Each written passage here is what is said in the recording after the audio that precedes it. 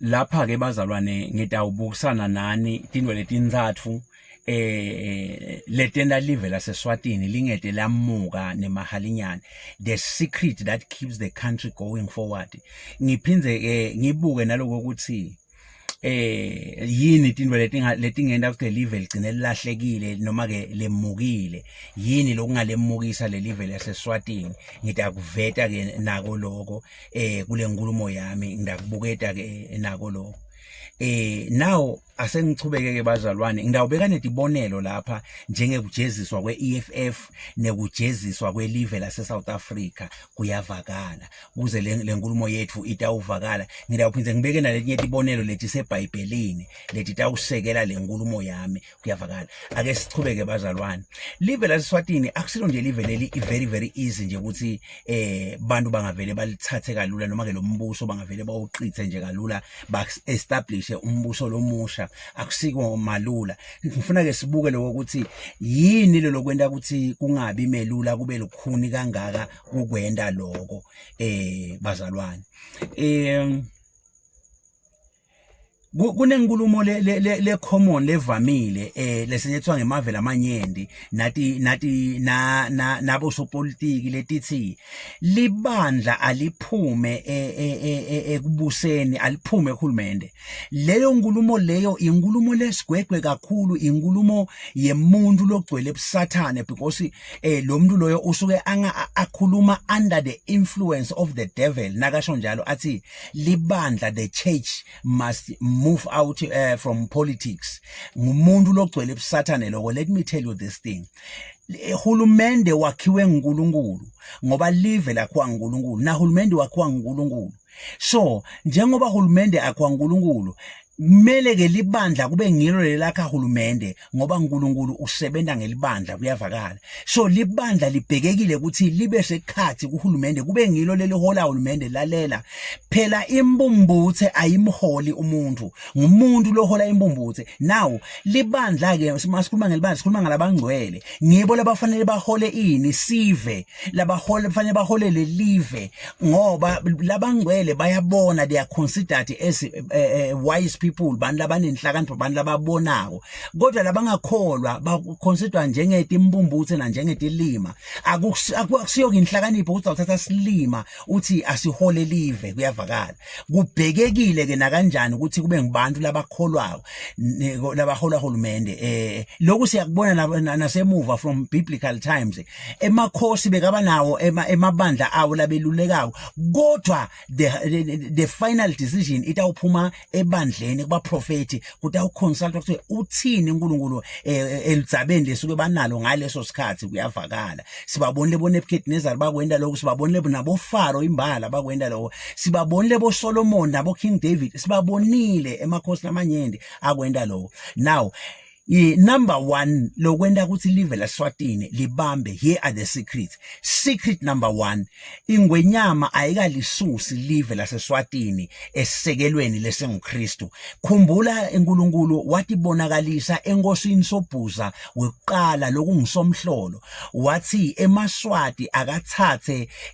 umqulu njengesisekelo sempilo. eMaswati ke solo ahleti lapho, kuyavakala. Ingwenyama ke ayikawasusi lapho. Lokho sikubona ngekuthi njalo nayibulala hulumende, ibulala emadoda lesaba uNkulunkulu. Asesithathe nje isibonelo njenganyalo, hulumende welive leMaswati uholwa ngumfundisi Russell Babemiso Dlamini. Sinyathelo lesihle kakhulu leso lesendwe ingwenyama. Ngilenye yala ma secret lalabambe le live laseSwatini, kuhambisa uNkulunkulu phambili. Litsine njengeluntu nengwenyama silandzele uNkulunkulu kube ngilo hamba phambili. Ngile secret ke leyo lele bambele live. Khumbulani ukuthi ngathi kini iphudemo neswalimo bangeke balibuse live leMaswati sizathu sinye, kude uNkulunkulu kuphudemo, kude uNkulunkulu kuswalimo, kuyavakala. Abamati uNkulunkulu, akekho lowathi uNkulunkulu lapho. Ingako bangeke balibuse le live leMaswati. Angeke uNkulunkulu athathe live leMaswati alinikele kubantu labangakholwa akakwati kuwenda lokho uNkulunkulu akakwendi lokho akathathi uNkulunkulu sibusiso kumlokholwako asinike longakholwa uma uNkulunkulu ajezisa umlokholwako angamana athathe sibusiso anikete lomunye lokholwako kuyavakala hayi ukuthi anikete emahedeni kuyavakala sonke bazalwane attende naye tibantam la sekucishe tibani sengathende nathi tibantam nje just kancane yeah washa tu sizoqhubeka ke manje Ngisa athena itibane tambazalwane now akakwati ke uNkulunkulu ukuthi angakwenda lokho athathe live bese sokuniketa emahedeni akangeke akwenda lokho ngibuye futhi ngibuke lonye isinyathelo lesihle lesentwa ingwenyama lelesenda ukuthi lelive lethu lisimame number 2 ingwenyama njalo nayisungula umnyaka evela seswatini umnyaka uqaliswa ngekuthi kuyiwe uNkulunkulu kuyawucelwa kubongwe kucelwe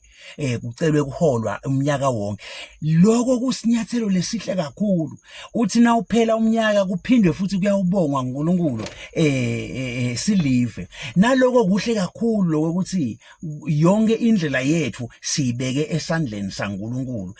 asikati phatheli thina lelive asikati phatheli lempilo ingwenyama lokhu acknowledge ukuthi uNkulunkulu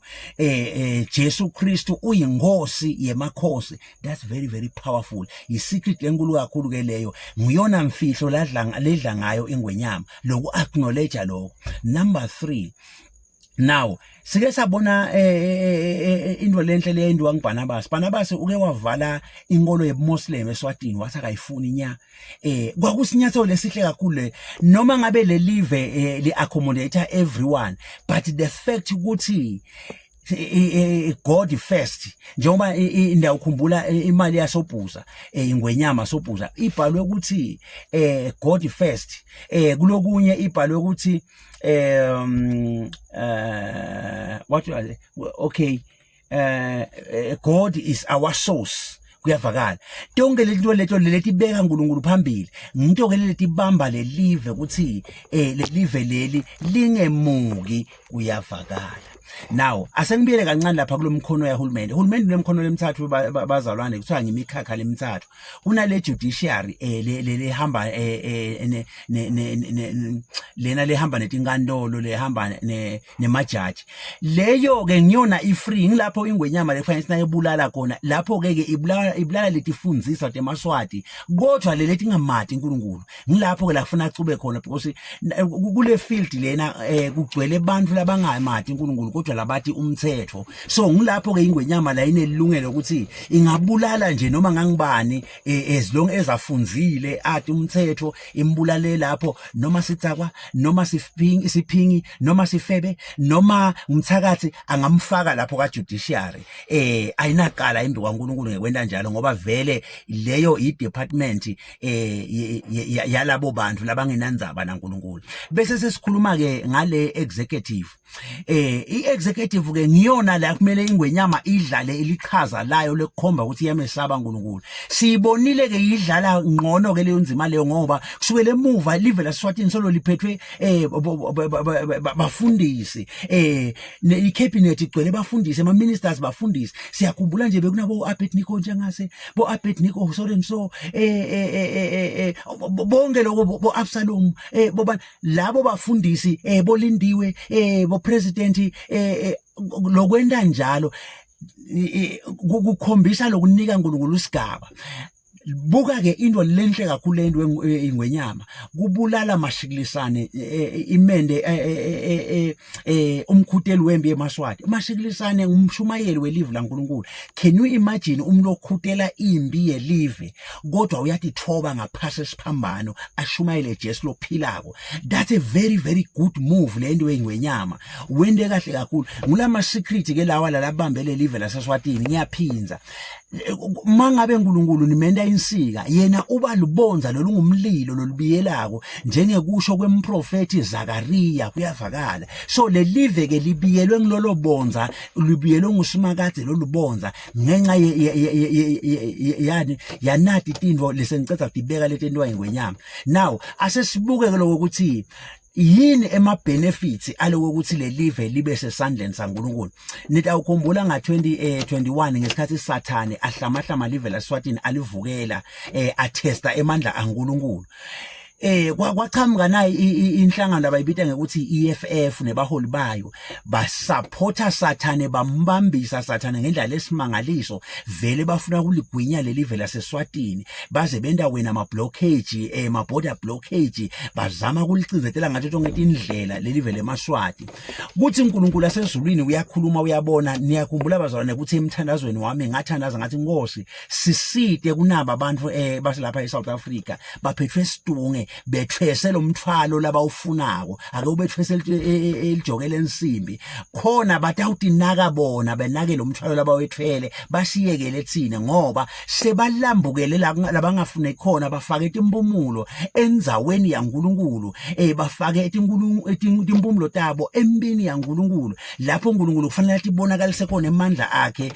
tikwa Sathane bona sebafaka inyawo lemfene. Now bazalwane niyakhumbula singanitshela ngathi in 6 days utawuphela lo msindo eSwatini kodwa utawuqoqoma uye eSouth Africa kwavele kwabanjalo waqoqoma umsindo waya eSouth Africa ngenxa yokuthi ba challenge le live laseSwatini. Uma uchallenge live laseSwatini usuke uchallenge uNkulunkulu. Khumbula uthi uNkulunkulu touch not the anointed ones, ungendi lutho lolubi kubantu bambela ugqobo. Lokwenziwa iEFF keke kwakukuphambana nemiyalo kaNkulunkulu lothi touch not the anointed one. Live leMaswati is Israel of Africa kuyavakala. Ingako ingwenyama yelizulu yathi bonakalisa ingwenyameni yeMaswati kusobhuza weqala yathi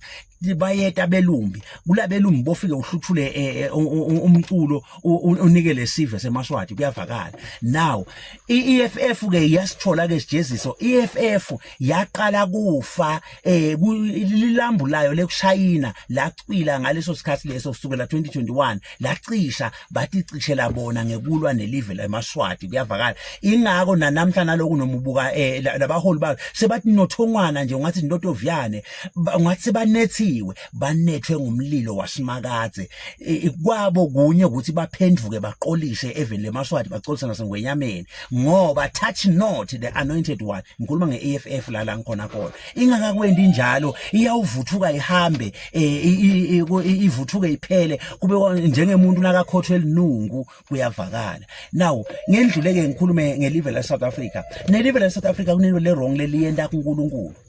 Live la South Africa bekunene silibonile libopha live la kaIsrael. Listen to me very careful. Touch not the anointed one. Israel bathi labanye wasungulwa ngo1948. Listen ukhomba kungafundziseki ngoba vela ulati live la uNkulunkulu. Live la kaIsrael bevele akhona Israel. Kuthi live lakhe belithethwe libuswa ngilabanye kodwa emaIsrael besolo akhona. Njengoba eSwatini nje sinemashangane lase angeMaswati. Mzukwana Thanza angabiyela eMzambiki achubeka abe ngemashangane ngoba lokuthi sekahlala eSwatini still songemashangane naloko ukuthi baka Israel bese bahashekile bahlala kubongilandi bahlala wherever bagcwele umhlaba lokusala kusolo ngemajuda baka Israel kuyavakala. Now ukhumbula kahle ke ngethi propheto taJakobe nakabanika abantu bakhe wabanika ukuthi kutawendekani kuJuda. Juda ke nguye ke inhloko yaka Israel kuyavakala. Now lokho kwendeka kubuya kwakumanifesta kweliBhayibheli ukuthi batawuhasheka kuthiwa nesikhathi baphindze babuye njengoba lafezeka babuya nanyalo lokwendekako iSouth Africa understand ngoba live la uNkulunkulu balibeke eceleni abananzaba naNkulunkulu. Live la uNkulunkulu lithi Israel uhacwe ngemahayena inletilwane letidlanako la ema-carnivorous mahayena ngemabhele all those malikhuluma ngathi leto likhuluma ngabo Iran bo Turkey bona labo Hezbollah laba bo Palestine bo Jordan onke lamave lawo ahace iIsrael afuna kuyishwabuzela lithi ke live la uNkulunkulu iIsrael ifanele ilwe nalamave lawo izwanqobe ngalokuthi ayadi ke iSouth Africa lokuthi kwentekelani lokwendekako ingako yena yabopha iSouth Africa yabopha iIsrael kanti lento lena yinto le prophethiwe le biblical ukuthi ifanele yendeke kuyavakala lokwenda kwayo lokho ke khumbula uthi uNkulunkulu nakatshele baka Israel anginati cosha tonke letive leti ngingatishiya letinye ngitishiyele ukuthi nasenedzelela senikhohliwe bese ngiyadivusa ngidiphe amandla tekulwa nani tinishaye kuyavakala now the very same thing so uyayi-apply uNkulunkulu la South Africa iSouth Africa ngekuvukela Israel uNkulunkulu sewuvuse Donald Trump njengesitha lesitawushaya ini ke iSouth Africa khumbula futhi ukuthi iSouth Africa inelicala embi kwaNkulunkulu lijudge muhwengu belisina libeka ipublic speech inkulumo yesive malikhotha ligama lenkosi yethu lengiJesu Kristu balirebuke bathi no ungasitsheli kanjalo thine silive lelikhulekile umuntu uthi khondela la kuthandzako ungasitsheli ngaJesu lelive line freedom that's an insult to God kuyavakala so linelicala lelidlula live le South Africa la introduce emalungelo lamanyenti kakhulu nemalungelo lase alinyathela emadodza indodza iyinhloko yemfati isimiso saNkulunkulu leso lesingeke siguquke uthi Jesu kude nemvuthuluka yemthetho letawususwa emthethweni uthi akaketeli kutowuchitha umthetho utele kutewugcwalisa kuyavakala now banikete bantwana emalungelo bantwana sebahamba ngemijijana ebaleni banathe tshwala bene labakuthandayo ngenxa yahulumende wase South Africa because hulumende ushiye uNkulunkulu ngaphandle uyathi hambela ngekuthanza kwakhe unesijeziso ke uhulumende loyo la kumele asitholiswe idendo takhe uNkulunkulu now I speak as a prophet hulumende wa South Africa uyadzinga ukuthi ufune elinyawo laJesu ufune Jesu la khona baphendvuke kuyavakala ake sengikhulume ke ngeNiniva eBhayibhelini live la uNkulunkulu lithi uNkulunkulu wathumela Jona ukuthi akayawutshela emakhosi aseNiniva ukuthi utayibhubhisa iNiniva in 40 days lithi ke live la uNkulunkulu lenkosi yathi naye kuva lokho yamemetela sizilo yathi akuzile wena mfene wena tata wena nja wena ngulube wena ngomo wena mbongolo wena mthakathi wena mzayoni wena kholwa wena bani wathi wonke umuntu lodla kudla yonke into ledla kudla ayizile uNkulunkulu wabona ukuthi sola kwabo nekuphendvuka kwabo washo uyasibamba Jesu sakhe akasasedlisi listen to me very careful ngekuphendvuka wende lokuhle uNkulunkulu uyayincanza inhlekelele ingabe isehla kuhambe iminyaka iNinive yaseyedzelela bayakhohlwa babuyela back benandodabo wayijezisa ke uNkulunkulu now asathe esinye sibonele kusuke uNkulunkulu wathumela itingelozi eGomora neSodoma wathi hambani niyalela abantu ukuthi ngiyababhubhisa abayekele lo mkhuba wabo wemantanyula nalomkhuba wekuthi indvodza endvodzeni umfati emfatini nemikhuba nje ekuphatha kabi ivakashi noma ke tihambi bathi besuka laba bafuna kuntanyula wona lona letingelozi uNkulunkulu walehlisa lwaka lakhe ngoba mangabe uNkulunkulu akuyala wende lokubi lokho kwenda ukuthi lesijesu saNkulunkulu bese sesiyashesha sesiyaphuthuma kodwa wathi sola kwenda uNkulunkulu bese uyazireserva noma kuyasireversa leso sijesu sakhe kuyavakala ngiveta ke lokho imthelela yekulalela uNkulunkulu bengibeka lokho ukuthi into etibambe live laseSwatini ukuthi tiyini live laseSwatini libanje ngokuthi lenta uNkulunkulu abesisekelo kukhona ke lolokubi lengithite liyakwenda futhi live leSwatini lengifuna ukuphakamisa nako lokungenda ukuthi le live ligcine lemukile lakhili kusete le candidate ngoba ngishilo ngathi uNkulunkulu ngeke athathe sibusiso asinikele hedeni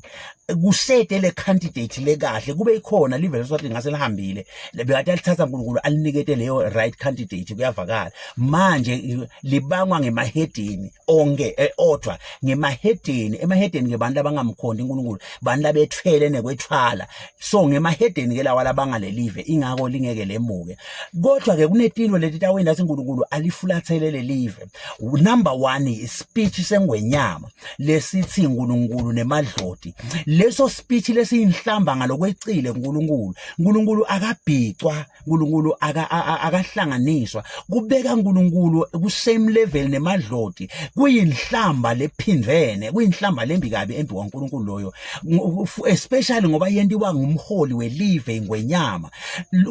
uma ingwenyama iphondla ngalendlela kwenda kusinalesive bese siyaphondla ngoba phela ingwenyama nguyena mholi leligama lethi umholi isho ileader he is leading we are following so uma ngabe le leader iyaphondla losho sinalesive sawuphondla khumbula emva kaIsrayeli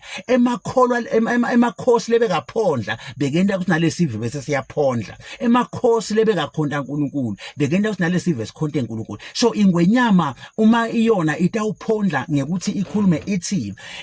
uNkulunkulu nemadloti yenda kusinalesive sicabanga ukuthi uNkulunkulu namadloti baku same level basetafuleni linye uNkulunkulu akalinganiswa nalutho uNkulunkulu nemadloti akuhlangani kude budlelwane emkhathini webumnyama nekukhanya kuyavakala kude budlelwane emkhathini wempumalanga neshonalanga lisho njalo live la uNkulunkulu iwrong kakhulu ke ingwenyama kule statement sayo lesi lithi ke live la uNkulunkulu ngangitithalalisela tikhathini tasemuva tekungati kodwa nyalo ngithi phendvukani uma senilathi liqizo phendvukani ingwenyama kubhekekile ukuthi iphendvuke itisole ngale nkulumo yayo lesigwegwe leyifunde emaswati ukuthi uNkulunkulu nemadloti ngoba niyo le nkulumo lengena kuthi live lamaswati ligcine selimukile selihambe nebantu listen to me ngike ngaprofeta ngathi uNkulunkulu ungibonise ingwenyama icebethela njengeligolide ngiphinze ngaprofeta ngathi uNkulunkulu ungibonise